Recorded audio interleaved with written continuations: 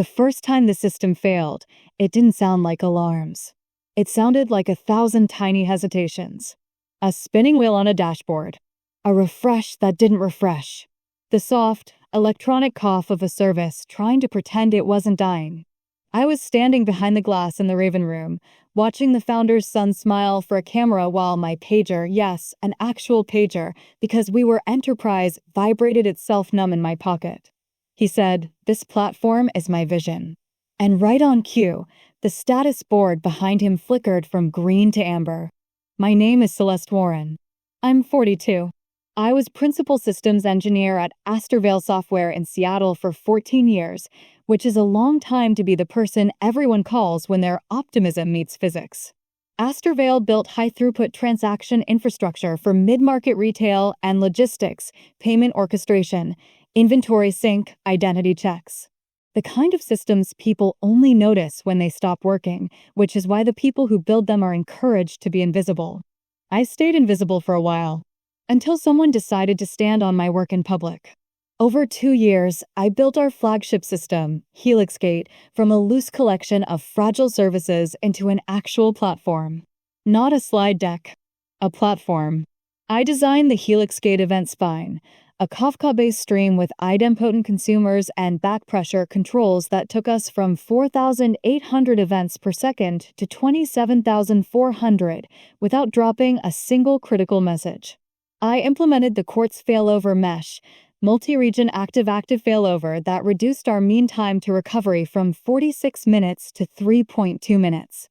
I wrote the Atlas load governor, an adaptive rate limiter that prevented cascading failures during flash sales and cut peak time 500 errors by 71%. I also led the migration of 38 legacy services into a service catalog with ownership tags, SLOs, and a real on-call rotation, which meant we stopped guessing who was responsible when something caught fire. The numbers were boring. That's why they mattered. And the personal cost was also boring, in the way sacrifices always are when you're the one making them. I hadn't taken a full weekend off in 29 months. I missed my mother's recovery dinner after her surgery because a major client, Northline Outfitters, decided to run an unannounced promotion and doubled traffic in 12 minutes. I kept a sleeping bag in my office for 3 months during the HelixGate rebuild because going home felt like tempting fate. Quiet, detail-oriented, observant. Competent enough to be taken for granted. Which is a polite way of saying I was useful. Astorvale's office was a glass and concrete tower in South Lake Union, the kind of place with motivational wall quotes and cold brew on tap, where people say, "We're a family," right before they ask you to work through Thanksgiving. Our main meeting rooms were named after constellations, Orion, Lyra, Andromeda, and the firing happened in one called Raven, because somebody in facilities had a sense of irony. The technical systems I built had names only engineers cared about: HelixGate, Quartz failover, Atlas load governor. The executives loved the results, hated the complexity, and feared the part where I could explain why their timelines were fantasies. Then the new CEO arrived. His name was Preston Hale. He was 33, and he was the founder's son in the way that mattered. Not he grew up in the company, but the company grew around him. Preston wore expensive clothes that never fit quite right, like he'd bought them for the man he wanted to be. He had that glossy confidence that comes from never being corrected in public. He misused technical terms with the same ease he used people's names. He called our message queue the caching engine. He referred to idempotency as identity potency. He once said, in a board update, that we'd migrated to a more agile firewall. No one laughed. They just nodded, like nodding could translate nonsense into leadership. Preston's incompetence wasn't loud. It was constant. He'd approve a change request without reading the blast radius. He'd demand one more feature 2 days before release because he'd seen something similar on a competitor's demo. He'd ask, "Can we just add more servers?" the way a child asks for more ketchup. And he had a habit I learned to respect, the way you respect a sharp edge. He loved credit. He loved it the way some people love oxygen. Quietly, desperately, without realizing it was obvious. The betrayal didn't arrive as a screaming match. It arrived as applause. Astorvale hosted a quarterly board update and press mini briefing, half performance, half ritual, where executives showed investors a clean story and engineers prayed nothing exploded on stage. It was a Monday, 9:30 a.m. The Raven Room had that over-air-conditioned chill that makes your skin tighten. The glass walls made you feel visible even when no one looked at you. A long walnut table, a speakerphone in the middle like a small black monument, and a wall screen showing a live dashboard Preston insisted on keeping for transparency. I walked in with a binder, actual paper, because HelixGate's technical debt was no longer a later problem. I had an annotated risk register, a capacity plan, and a timeline for the upgrades that would keep us alive through Q4. I had spent my entire weekend on it. Of course I had. Preston was already seated at the head of the table. His tie was sharp, his smile sharper. Our CTO, Malcolm Rees, sat 2 seats down, staring at his laptop like it was a safe place to hide. Maya Kim from finance had a legal pad and the expression of someone watching a train approach in slow motion. My colleague Jonah Patel, staff SRE, my closest ally, caught my eye for half a second and then looked away, like he didn't want to be seen hoping. Preston clapped his hands once. Okay, quick one. Quick. It's always quick when you're the one being cut. He looked directly at me. Celeste. We're restructuring engineering leadership to better synergize execution with our market narrative. Market narrative. There it was. I didn't sit. I didn't smile. I just waited. Preston continued, voice bright, almost cheerful. Effective immediately, we're moving you off HelixGate. We're putting you in a, he glanced at his notes, strategic advisory lane. You'll support Preston. He corrected himself without noticing. Support the org with high-level insight. High-level insight. Translation. No authority, no keys, no credit. Malcolm didn't look up. Finance didn't breathe. Jonah's jaw tightened. I said, you're removing me from the system I built. Preston tilted his head like I was being emotional about a spreadsheet. We're optimizing bandwidth, Celeste. You've been too in the weeds. We need you thinking bigger. I'm thinking about failure modes, I said.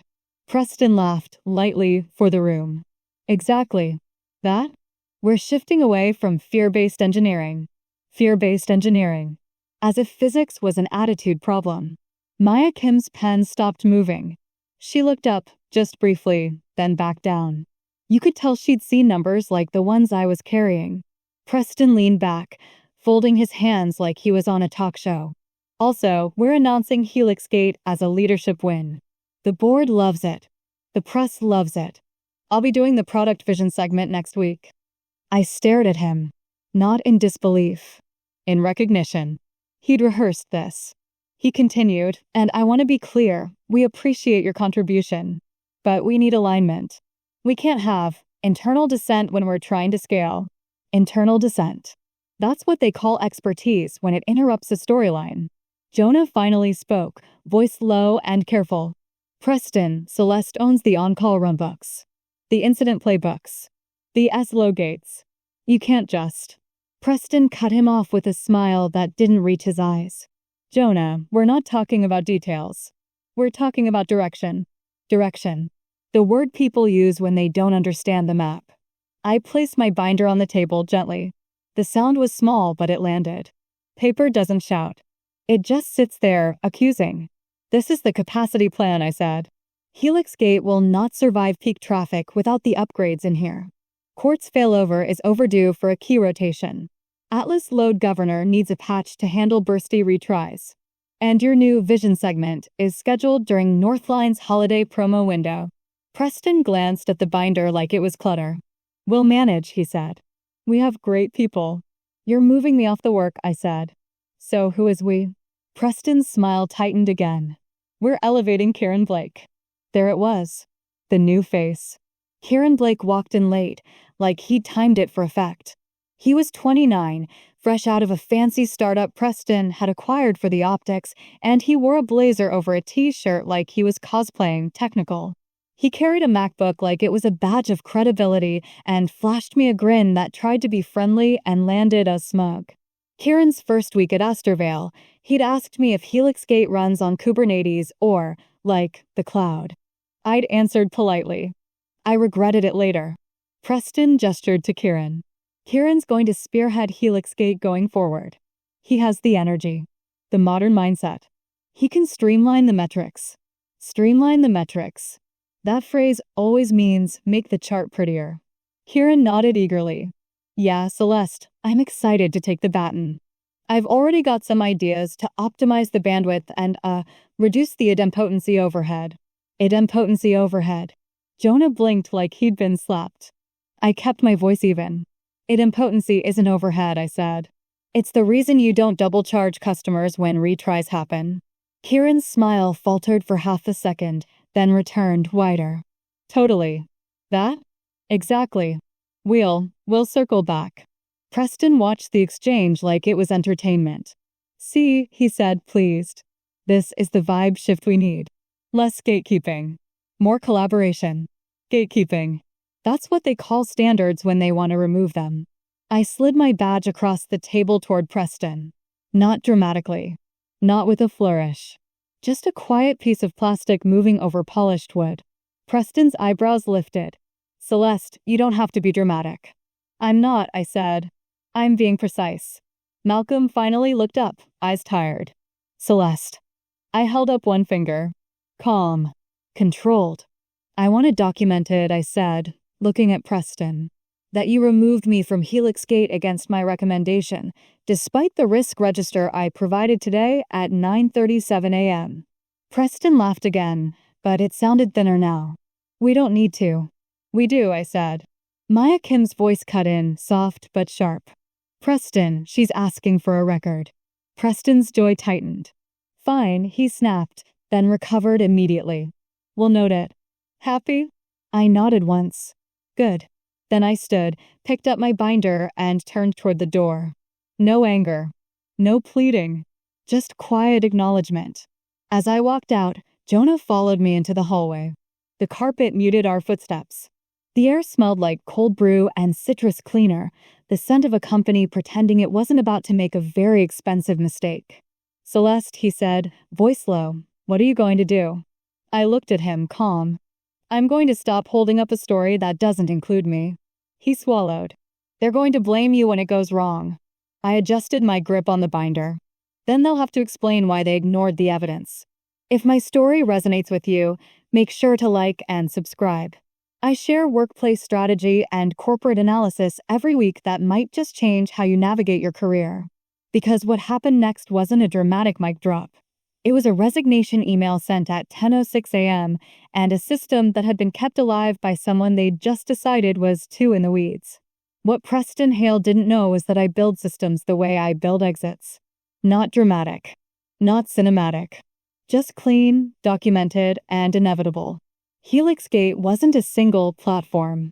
It was a chain of contracts between components, each one assuming the next person would behave like an adult. I've worked in enough companies to know that assumption is adorable. So I added guardrails. Quiet ones. On May 14, 2023, 11:18 p.m., because of course it was 11:18 p.m., I merged a change into our internal control plane, Atlas Guard. The commit message was boring on purpose, hardening, failover plus access boundary. It created a policy layer around production release keys and incident overrides. If you wanted to push to prod, you needed a signed deployment token from the Orion Caring Service. If you wanted to bypass rate limits during an incident, you needed a temporary Quartz break-glass token that expired in 15 minutes and wrote your name into an immutable audit stream. People hear audit stream and assume I'm a compliance hobbyist. I'm not. I'm a realist. On August 3rd, 2023, at 7:06 a.m., I added a second protection, HelixGate Runbook Covenant version 4.2. That sounds like theatrics. It wasn't. It was a governance packet, SLOs, escalation rules, and one small clause in the on-call policy that legal approved without reading because it was attached to a broader incident response update. Clause 9F. If the designated system owner is removed from operational authority, production overrides require CTO plus finance dual approval until a new owner is documented and trained. Malcolm Rees signed it at 4:27 p.m. on a Friday. He was thinking about his weekend. I was thinking about mine, which I hadn't taken in 29 months. And on January 9th, 2024, 2:41 p.m., I set up Northline blackout simulation in our staging environment. Not to prove a point. To quantify what everyone was pretending not to see. It ran load patterns that matched Northline Outfitters' promotional traffic spikes, the exact kind Preston liked to schedule press around. The result was pinned in Confluence with a calm title, Q4 Risk, Retry Storm Saturation Under Burst Traffic. It included a chart that hit the ceiling and an estimated revenue impact band, $1.9 million to $3.4 million in 2 hours if we delayed the Atlas patch and skipped the quartz key rotation. I didn't hide these things. I did what competent people always do. I put them where they belonged and assumed someone would care. The part Preston never understood is that I wasn't preparing to hurt Astorvale. I was preparing to not be blamed. If you're the person holding the ceiling up, you learn a simple skill. You document the weight. You timestamp it. You get signatures. You keep receipts so clean they don't even smell like revenge. So when I slid my badge across that table, it wasn't a tantrum. It was a boundary. The system would keep running, because it was designed to, until it met the exact kind of pressure I'd been warning them about. And then it would do what systems always do when neglected. It would tell the truth in public. 48 hours after the Raven Room, my phone rang at 6:12 a.m. Preston never called that early. Preston used early mornings for thought leadership posts and lighting checks. The caller ID flashed Preston Hale, and for a second I wondered if he'd realized how ridiculous it looks when a CEO calls an engineer like she's roadside assistance. I let it go to voicemail. He left one anyway, voice fast and too bright, like he was trying to talk the panic into behaving. Celeste, hey. So, quick alignment.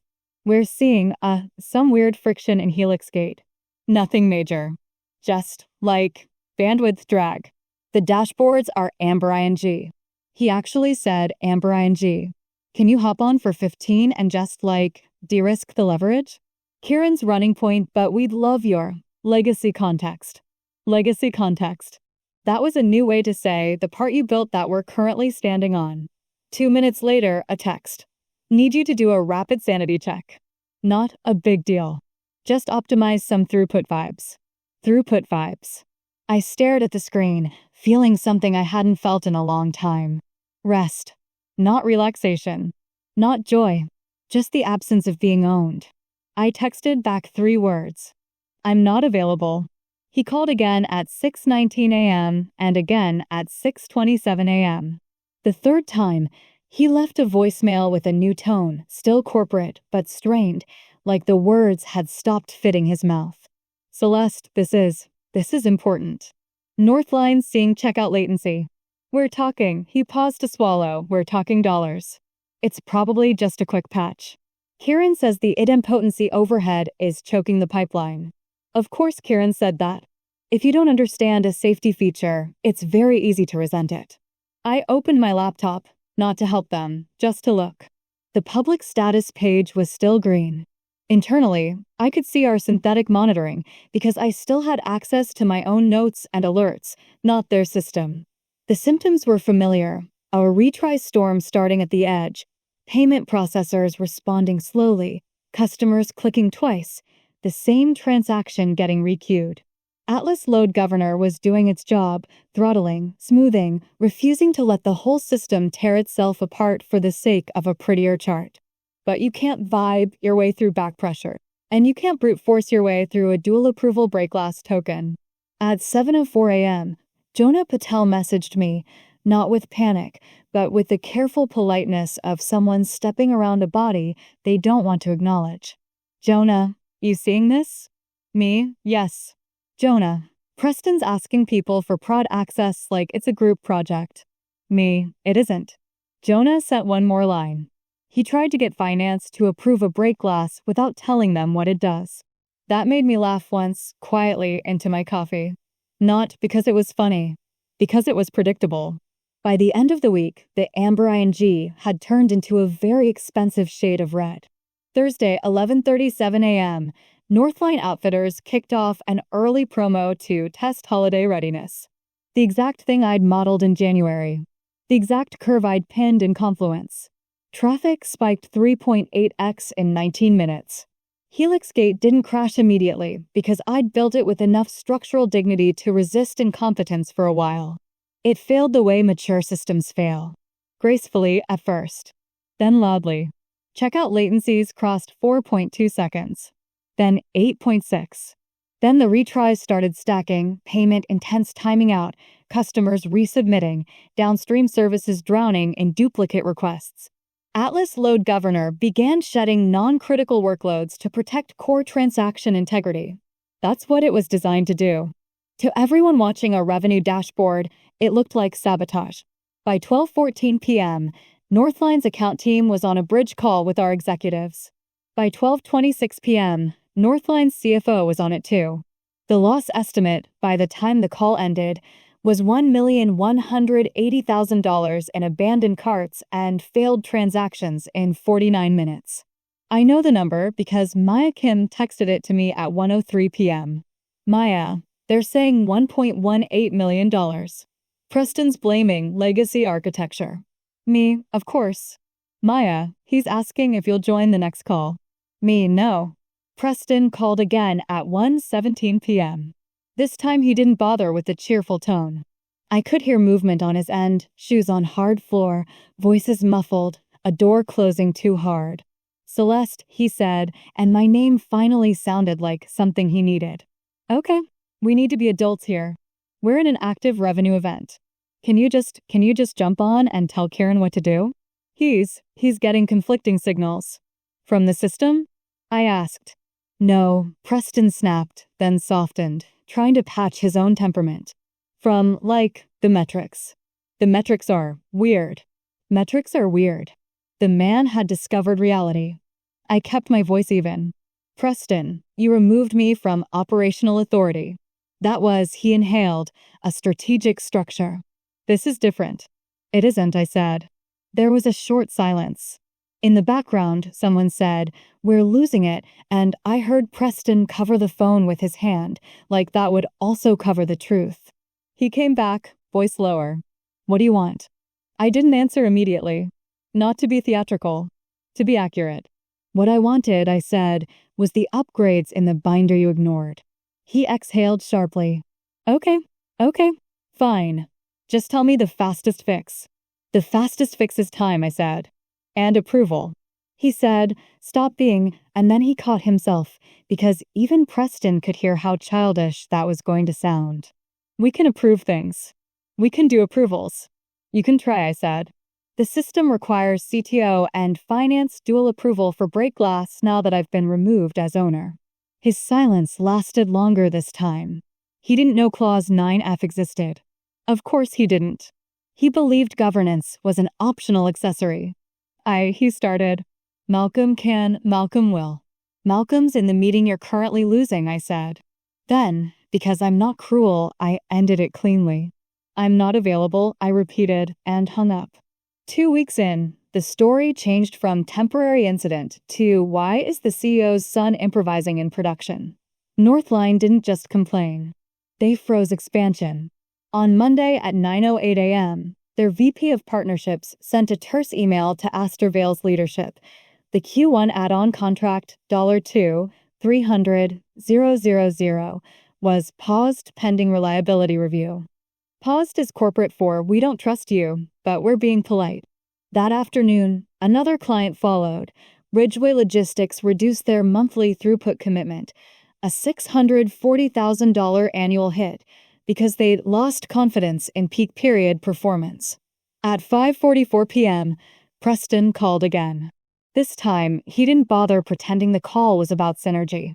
"Celeste," he said, and his voice was different, drier, smaller, like he'd been swallowing panic all day. "We need you back on HelixGate." I can make that happen." "I'm listening," I said. Calm. Not eager. Just factual. "I can offer a retention package," he rushed. Papers shuffled. I pictured him pacing in that ill-fitting suit, reading numbers off an email someone else wrote. 250 base. 25 signing. "And he swallowed, "we'll put you on stage with me for the next board update." We'll say you were the key architect. On stage with him. As if credit was a gift he could bestow. I said no. A beat. He tried again, voice cracking at the edges. Okay, title. VP of Platform. Direct report to me. You can run the whole thing. Just help us stabilize. Please. Please. There it was. The word he'd never had to use before. Jonah called me an hour later, breathless, like he'd jogged upstairs. Celeste, he said, they're talking about rolling back the Atlas governor because it blocks revenue. That would be educational, I said. Don't. Jonah stopped, then tried again. Don't let them do that. It'll cascade. I know, I said. He went quiet. So, what are you going to do? I leaned back in my chair and looked at the binder on my desk, the one Preston called fear-based. I'm going to negotiate like an engineer, I said. With evidence. Maya Kim texted next. Not frantic. Resigned. Maya, board wants accountability. They're asking who built HelixGate. Me, they already know. Maya, Preston saying it was his initiative. Me, then he can own it. Preston called again at 8:22 p.m., and this time his voice sounded like he'd been awake for days. The corporate vocabulary had fallen off him in pieces. Celeste. Look. Tell me what you want. Name it. For 100 base. Equity. Whatever. Just. I can't. He stopped himself from saying the quiet part, then said it anyway. I can't explain this to the board. I let the silence stretch just long enough for him to hear himself. My terms are simple, I said finally. Written acknowledgement that you removed me against my documented recommendation. Written correction in the board minutes that I was the principal architect of HelixGate. Operational authority restored with documented ownership. And a compensation package that reflects the fact that you don't have a product without the platform. He breathed out like he'd been punched. That's not, he started. It is, I said. He tried to bargain, voice thin. We can do some of that. We can. Everything, I said. One word. Clean. In the background, I heard another voice, Malcolm's, faint, strained, saying, Preston, who are you talking to? Followed by a chair scraping. Preston covered the phone again. This time his whisper wasn't for me. It was for his own pride. Just give me something, he hissed. I didn't raise my voice. I didn't need to. You already did, I said.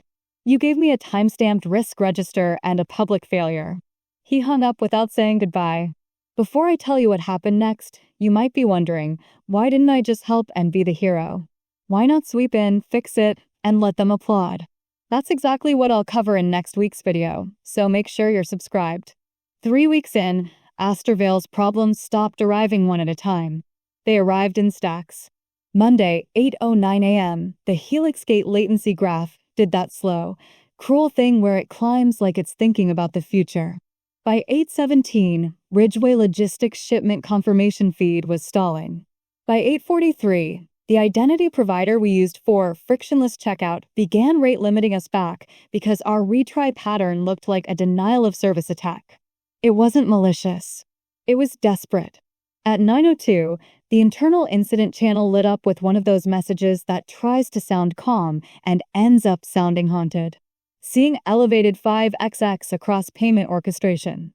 Suspect cascade. At 9:11, the cascade arrived.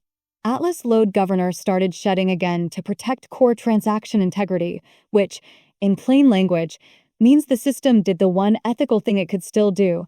It chose don't corrupt money over make Preston's dashboard look happy.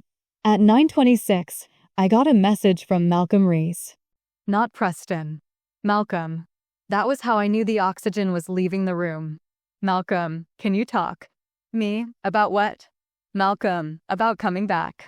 I read it twice. Not because I was surprised. Because Malcolm had been a bystander in the Raven room, and now he was trying on the concept of consequence. I didn't answer right away. I made coffee. I let the kettle click off. I poured slowly. A small ritual of not being rushed by people who had rushed me for 14 years. Then I typed. Me, you removed my authority.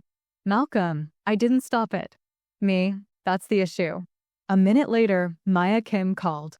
Her voice was tight, but she still sounded like a person who keeps her fear folded neatly in a drawer. Celeste, she said, I'm not calling to ask you to rescue anyone's ego. I'm calling because Northline sent a formal notice. What kind? I asked. The kind with attorneys copied. Northline Outfitters was not emotional. Northline was math.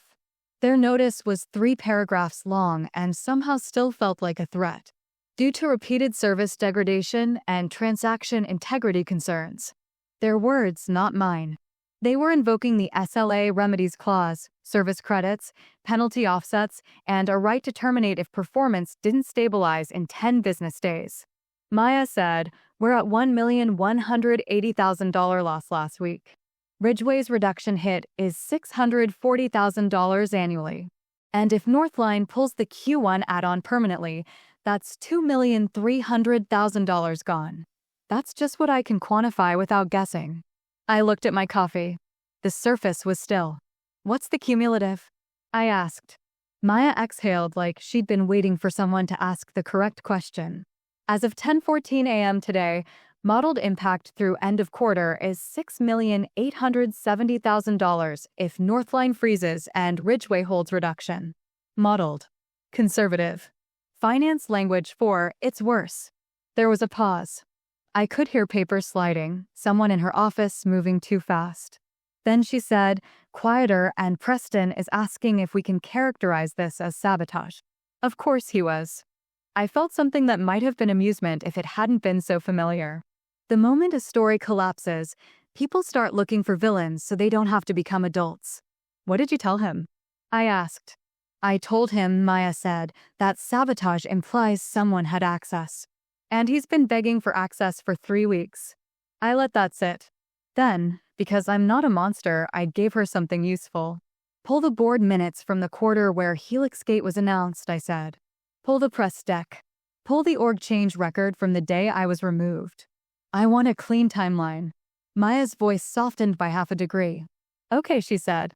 Okay, I can do that. At 10:31 a.m., Jonah Patel called. I could hear the fluorescent hum of the office on his end, the distinct noise of a place that has run out of plans. Tell me you're not coming back, he said. Why?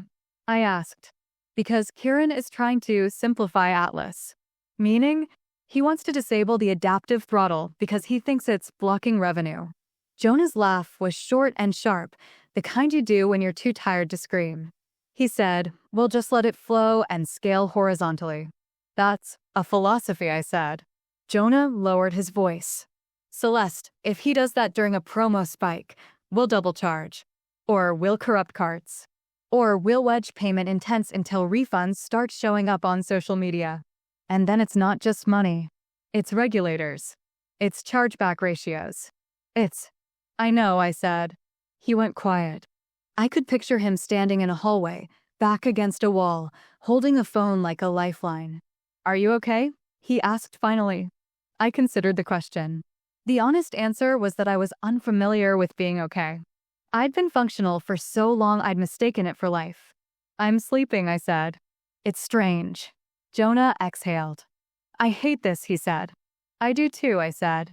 And I meant it in the only way I allow myself to mean things, without theatrics, without performance, just truth. At 11:07 a.m., Preston Hale texted me a PDF. The file name was notice_of_intent_astorvale.pdf. He'd escalated to law. Because of course he had. When you can't solve a technical problem, you can always threaten a human being. The body of his text said, this is formal. We have to protect the company. Don't make it weird. Don't make it weird. From the man who had spent 3 weeks trying to brute force reality. I opened the PDF. It was written in that smooth legal tone that always sounds like it's washing its hands while it talks. It alleged that I had retained proprietary system knowledge and interfered with operational continuity, and it demanded I cease any contact with Astorvale systems and return any confidential materials. It referenced a damages figure of $10 million, which is the kind of number people choose when they don't know what numbers mean. I stared at it for a long moment. Not because I was afraid, because it was so perfectly, quietly stupid. They were accusing the person they had removed from access of manipulating a system she no longer had keys to. It would have been funny if it hadn't been my name in the accusation. I forwarded the PDF to my attorney at 11:22 a.m. Her name is Carmen Liu. She doesn't raise her voice. She doesn't need to. Her tone is what happens when intelligence stops apologizing. She called me back at 11:39. Celeste, she said, this is bad faith. It's Preston, I said. It's also potentially defamatory, Carmen continued, unfazed by my understatement. And it gives us leverage. Because now they've put in writing that they believe you're responsible for their revenue losses. They're not subtle, I said. They don't need subtle, Carmen said. They need scapegoats. I looked out my window at a neighbor walking their dog, a mundane little scene, life continuing regardless of Astorvale's implosion. What's our move? I asked. Carmen's voice went even. We respond with facts. We do not argue. We attach evidence. We force them to choose between retracting and escalating. What evidence? I asked, already knowing. Carmen said, the binder you brought to Raven. The Confluence pages. The Runbook governance clause. The Northline simulation report. The org change record. And? I prompted. And the part they don't know exists yet, she said. That was my cue. Because Preston's legal threat wasn't the first thing I'd anticipated. It was the third. On October 21st, 2024, 3:33 p.m., I had filed an internal ethics report. Not dramatic. Not anonymous. Just a formal note to HR and legal that Preston had repeatedly misrepresented technical ownership and pressured teams to bypass governance controls for timeline optics. I knew what would happen. They would review, then close, then move forward. But the point of the report wasn't to fix Preston. It was to timestamp the pattern. And on December 8th, 2024, 8:12 a.m., I had sent an email to Maya Kim, Malcolm Rees, and legal with the subject line, HelixGate Risk Register plus Owner Continuity. In it, I wrote one sentence that mattered. If I am removed as owner without a documented transition, production overrides will require CTO plus finance dual approval per Runbook Covenant version 4.2 clause 9F. I didn't bold it. I didn't underline it. People who understand systems know bolding doesn't make things true. I attached the runbook. They couldn't say they didn't know. They could only admit they didn't care. So Carmen and I drafted a response to Preston's notice. It was one page. It said, in effect, I have not accessed your systems. You removed my authority. Here is the documentation showing I warned you. Here is the governance clause you signed. Here is the risk register you ignored. Retract your accusation or we will proceed accordingly. We attached 17 exhibits. 17 is an unpleasant number for someone who thinks they can win with vibes. By 2:04 p.m., the wider organization had started to realize the scope. Not because they suddenly respected engineering, because the losses had become too large to narrate away. At 2:31, an all-hands was scheduled with mandatory attendance. At 2:38, someone in ops posted, anyone know why checkout is stuck again? We can't confirm orders. At 2:41, someone in customer support wrote, we have 312 tickets in queue and refunds are spiking. At 2:49, a senior engineer I barely knew DM'd me. Did you really build HelixGate? I stared at that message for a moment. The saddest part was that he had to ask. I replied with one word. Yes. 3 weeks in, the cumulative damage wasn't theoretical anymore. Maya sent me an updated figure on Friday at 6:18 p.m. Cumulative recognized loss plus penalties plus forecasted churn exposure, $9,430,000. $9,430,000. That's what it cost to pretend standards were gatekeeping. By week 5, the crisis stopped being technical and became political, which is what always happens when the people in charge run out of explanations. The emergency board meeting was on a Wednesday at 7 a.m. Pacific. I wasn't invited. I didn't need to be. Jonah told me later that Preston arrived with a slide deck titled Helix Stabilization Initiative, which is what you name something when you want to sound like you're fixing it while you're still denying you broke it. Malcolm opened the meeting with a timeline. For once, he looked like a CTO. Tired. Serious. No jokes. Maya presented the numbers. $9,430,000 exposure, $3,120,000 already recognized as direct loss, $1,860,000 in projected SLA penalties if Northline terminated. Then the board asked a question that should have been asked 2 years earlier. Who built HelixGate? Preston answered too fast. I led the initiative. The room went quiet in that way boardrooms get quiet when money is thinking. One of the directors, a woman named Eleanor Vasquez, spoke next. Her voice was calm and expensive. Preston, she said, that's not the question. He tried again. My team? That's also not the question, Eleanor said.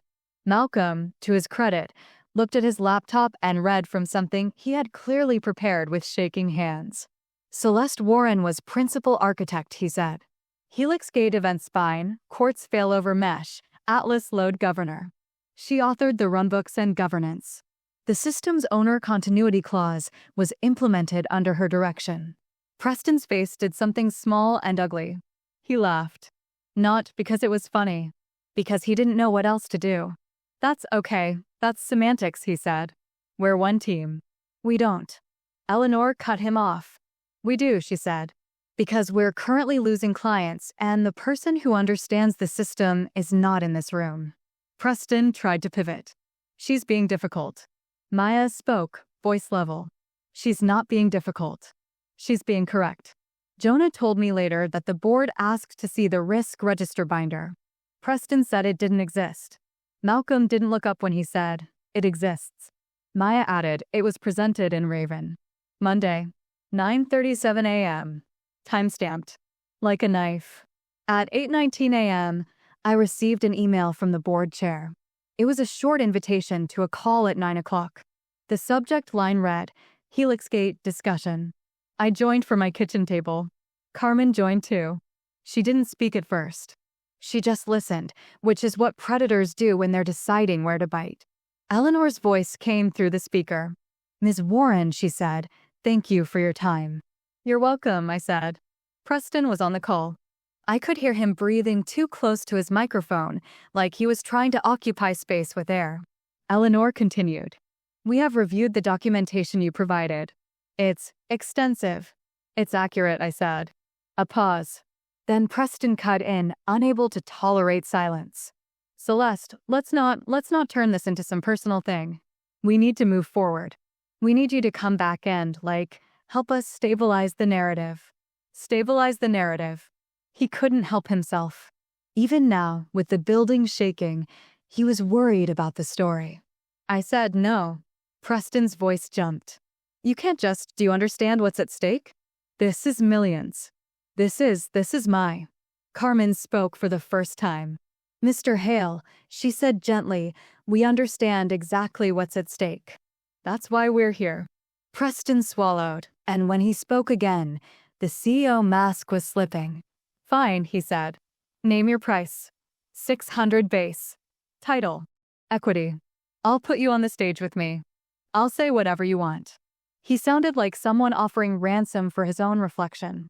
I didn't change my tone. I don't want a stage, I said. I want authority and accountability. Eleanor cleared her throat. What would that look like? I exhaled slowly, like I was explaining a system to someone who had finally decided to learn. VP of Platform Engineering, I said. Direct report to the board for system integrity matters for 90 days. Documented ownership. A written correction to the board minutes and press materials that I was principal architect. A compensation package reflecting the market value of the work and the risk. $780,000 base, 1.8% equity vesting over 4 years, and a $220,000 signing bonus. Also, Preston steps away from technical decision-making immediately. Silence. Preston sputtered. That's insane. Carmen's voice was still gentle. It's negotiation, she said. You started at $10 million in imaginary damages. This is a real number attached to real outcomes. Eleanor spoke again. Mr. Hale, she said, we'll discuss this internally. Preston jumped in. You can't just take my company and give it to. Eleanor's voice turned colder. Preston, she said, it is not your company. It is a company you are currently harming. That was the moment I knew the decision had already been made. Not because of emotion. Because boards don't tolerate incompetence once it costs them money and credibility. The following Monday, within 48 hours of that call, the collapse stopped being contained. Northline terminated. Not paused. Not threatened. Terminated. Their termination notice hit Astorvale at 8:02 a.m. and went to every executive inbox. It cited material breach of uptime and performance obligations and demanded a remediation plan for outstanding transactions. They were pulling their traffic, their revenue, and their trust. That single move triggered a chain reaction.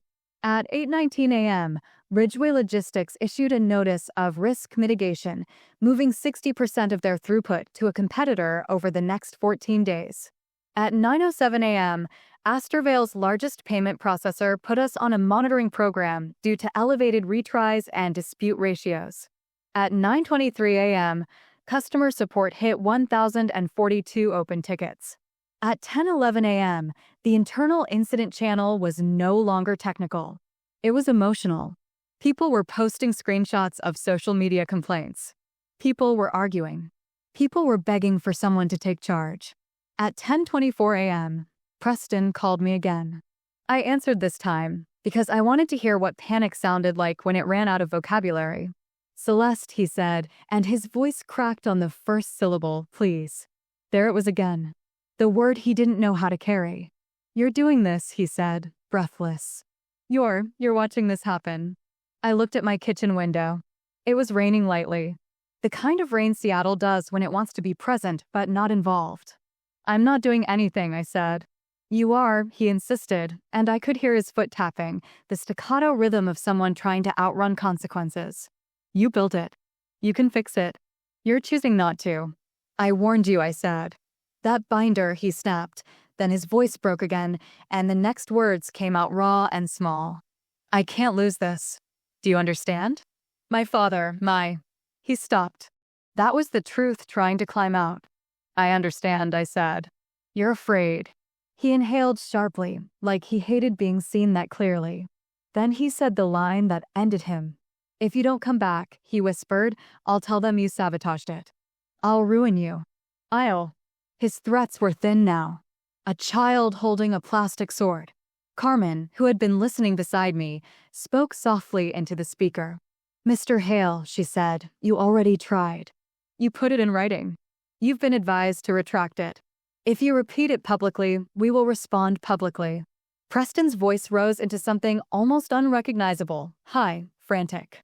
"This is my life." I waited. Let him hear his own chaos. Then I said, "You removed me. You took credit. You ignored the math. This is the result. You can't," he started, and his voice broke completely. "You can't just let it burn." "I'm not letting it burn," I said. "I'm letting it operate without lies." He hung up. At 12:06 p.m., the board held a closed session without Preston. At 12:58 p.m., Malcolm called me. His voice sounded like a man who had finally stopped protecting the wrong person. "It's done," he said. "What is?" I asked. "Preston's out," Malcolm said. "Effective immediately." Security escorted him. I didn't feel triumph. I felt quiet. The way you feel when a noisy machine finally stops grinding. "What about HelixGate?" I asked. Malcolm exhaled. "We need you." I gave terms, I said. "And the board accepted," Malcolm replied. "Eleanor wants you in at 2 o'clock. At 2 p.m., I walked into Astorvale's lobby for the first time in 5 weeks. The cold brew still flowed. The motivational wall quotes were still there. The building hadn't learned anything yet. But the people had. Jonah met me near the elevators. He looked exhausted, like someone who had been holding up a ceiling without enough hands. "You're really back," he said, voice rough. "For the work," I said. He nodded once. "Good." Maya Kim was waiting upstairs with a folder in her arms. She looked at me with something like relief. "Thank you," she said. "I'm not doing it for gratitude," I said. She gave a small smile. "I know," she said. "That's why it matters." At 2:17 p.m., I sat in the same Raven room where I'd been removed. Eleanor Vasquez was there in person. Carmen sat beside me. Malcolm sat across, shoulders slumped. Eleanor slid a paper across the table. It was the correction statement for the board minutes and press materials. It named me Principal Architect, System Owner, responsible for the platform's design and integrity. Preston Hale's name was not on the page. Not as a villain. Not as a scapegoat. Just absent, which is what happens when your only contribution is narrative. Eleanor spoke calmly. We also need a remediation plan. I have one, I said. Of course I did. We stabilized in phases. We rotated keys. We restored Atlas to its full protective posture. We ran Northline blackout simulation against production-like traffic. We rebuilt the incident process so no one could disable safety mechanisms for vanity metrics. It wasn't glamorous. It was engineering. The financial impact didn't disappear just because Preston did. By the end of that quarter, Astorvale had lost $3,120,000 in direct revenue and refunds, paid $1,860,000 in penalties and credits, and absorbed $7,440,000 in churn exposure and reduced commitments. Total impact, $12,420,000. The board didn't like the number. They liked the truth inside it. Supporting characters had their own endings, too. Jonah got promoted to Director of Reliability with a real budget and authority, not a title shaped like a consolation prize. Maya moved into COO track because she had been the only person in the building who consistently spoke in numbers instead of feelings. Malcolm stayed CTO, but he stopped pretending neutrality was leadership. He started showing up in incident reviews. He learned to say, I was wrong. And Preston? Preston didn't get arrested. This wasn't that story. He got something much rarer in corporate life. He got held responsible. His exit package was minimal, no golden parachute, no triumphant farewell. The board clawed back $640,000 in performance, comp tied to HelixGate success. The internal memo said leadership transition because corporations can't help themselves. But everyone knew what it meant. He'd been removed because his competence couldn't support his entitlement. 6 months later, my life looked unfamiliar in the most practical ways. I was still at Astorvale, but not as someone's hidden support beam. My compensation package was exactly what we agreed: $780,000 base, 1.8% equity, $220,000 signing. My title, VP of Platform Engineering, came with actual operational authority and direct board-level reporting for system integrity. Not because I wanted power as a trophy, but because systems don't survive if accountability is decorative. We rebuilt HelixGate properly. We formalized the HelixGate ownership ledger. Every critical component had an owner, a backup owner, and an escalation path that couldn't be optimized away. We expanded Atlas Load Governor to include fraud trigger throttles and dispute ratio monitoring. We created Quartz failover drills every month, real failovers, not slide deck rehearsals. We set policy that no one could change production traffic controls without dual approval and a recorded risk acknowledgement. People called it bureaucratic. The system called it stability. Northline didn't come back. Not that year. Trust has a longer memory than budgets. But Ridgeway returned to 90% throughput within 3 months after we proved reliability under load with published metrics and third-party verification.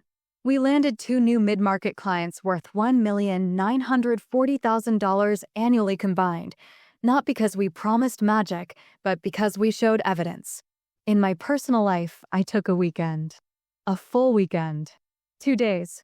Phone off. The first Saturday, I woke up at 6 a.m. out of habit, heart racing like an incident alert had gone off. Then I remembered there was nothing to fix. No one needed me. The world didn't collapse. It was unsettling. Then it was wonderful. Jonah texted me a photo that Sunday. A screenshot of the HelixGate status board. All green. He wrote, "It's quiet." I texted back, "Good." Preston's name surfaced occasionally, LinkedIn posts about learning and resilience, the usual public grief ritual of men who have been told no for the first time. He took a strategic advisor role at a small firm his father's network conveniently found. The world didn't punish him the way people fantasize it will. It just stopped rewarding him. And that's enough, more often than not. Here's what I learned, and it's specific to this story, not a poster on a wall. When someone takes credit for your work, they aren't just stealing recognition. They're stealing the responsibility that keeps the work alive. And then they hand that responsibility back to you the moment the system starts coughing, like you're supposed to be grateful to be needed again. If you've ever felt disposable right after building something essential, I hope this shows that standing your ground works. I share workplace strategies and corporate analysis every week that help you navigate professional betrayal. Like and subscribe if you found value here. Remember, if they can't name what you built, they don't get to own it.